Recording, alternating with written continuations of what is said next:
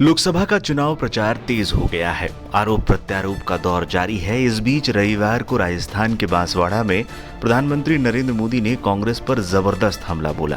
PM Modi ने कांग्रेस पर संपत्ति बांट देने वाला तंज कसा। अब इसे लेकर बीजेपी और कांग्रेस आमने सामने आ गई है।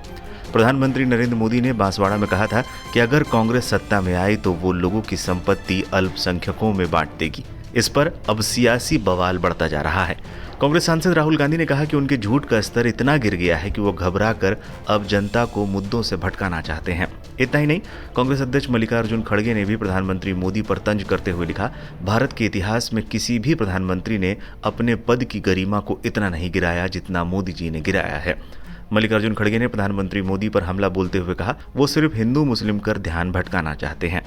ये तो डिवाइड करने की उनकी हमेशा से चाल है। कैसा कौन किसके पास हिम्मत है? अरे यहाँ तो देश को आप कैसा आगे लेंगे वो इम्पोर्टेंट है। वो छोड़कर आप हिंदू मुसलमान, शेड्यूल कास्ट, बैकवर्ड, ये सारी चीजें हर जगह आप जो कर रहे हैं ये वोटों के लिए कर रहे हैं, देश के हित के लिए नहीं। लेकिन क्या प्रधानमंत्री नरेंद्र मोदी ने अपनी रैली में जिस बात का जिक्र किया उसका जिक्र कांग्रेस की घोषणा पत्र में है? कहां से आई संपत्ति वाली बात, आइए जानते हैं। पीएम मोदी ने क्या कहा था?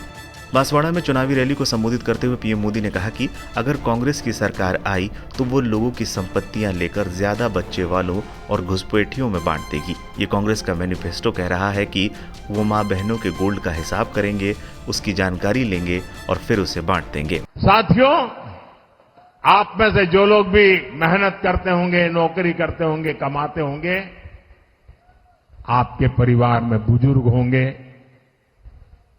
बूढ़े माँ बाप होंगे, नाना नानी हो सकते हैं, चाचा चाची हो सकते हैं।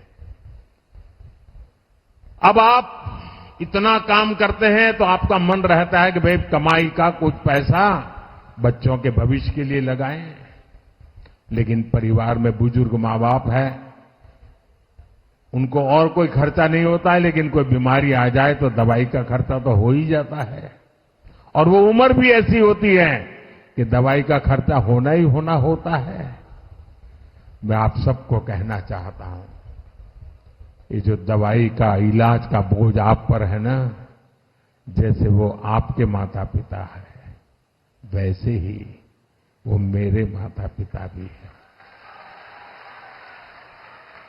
और इसलिए आज आपके माता पिता का खर्च दवाई का आप उठाते हैं ना, 70 साल की ऊपर के आपके परिवार के बुजुर्गों की इलाज का खर्चा अब ये आपका बेटा उठाएगा। कांग्रेस के घोषणा पत्र में क्या है? कांग्रेस ने 5 अप्रैल को अपना घोषणा पत्र जारी किया था। इसे कांग्रेस ने न्याय पत्र का नाम दिया था। इसमें कहीं भी संपत्ति बांटने का जिक्र नहीं किया गया। कांग्रेस के घोषणा पत्र में हिस्सेदारी न्याय नाम का एक चैप्टर है। इसमें लिखा है, कांग्रेस पार्टी पिछले 7 दशकों से समाज के पिछड़े, वंचित और पीड़ित और शोषित वर्गों एवं जातियों के हक और अधिकार के लिए सबसे अधिक मुखरता के साथ आवाज उठाती रही है। कांग्रेस जातियों, उपजातियों और उनकी आर्थिक सामाजिक स्थिति का पता लगाएगी। जनगणना से प्राप्त आंकड़ों के आधार पर कांग्रेस उनकी स्थिति में सुधार के लिए सकारात्मक कदम उठाएगी। फिर कहां से आई संपत्ति बांटने की बात? असल में ये सारी बात राहुल गांधी के एक बयान से आई है। हालांकि राहुल गांधी ने भी संपत्ति बांटने को लेकर कोई बात नहीं कही थी। उन्होंने ये जरूर कहा था कि अगर सरकार आई तो सर्वे कराया जाएगा और पता लगाया जाएगा कि किसके पास कितनी संपत्ति है। राहुल गांधी अक्सर कास्ट सेंसस और उसके बाद इकोनॉमिक मैपिंग की जरूरत के बारे में बोलते रहे हैं। 9 मार्च को भी उन्होंने एक ट्वीट किया था जिसमें उन्होंने जातीय जनगणना और इकोनॉमिक मैपिंग की बात कही थी।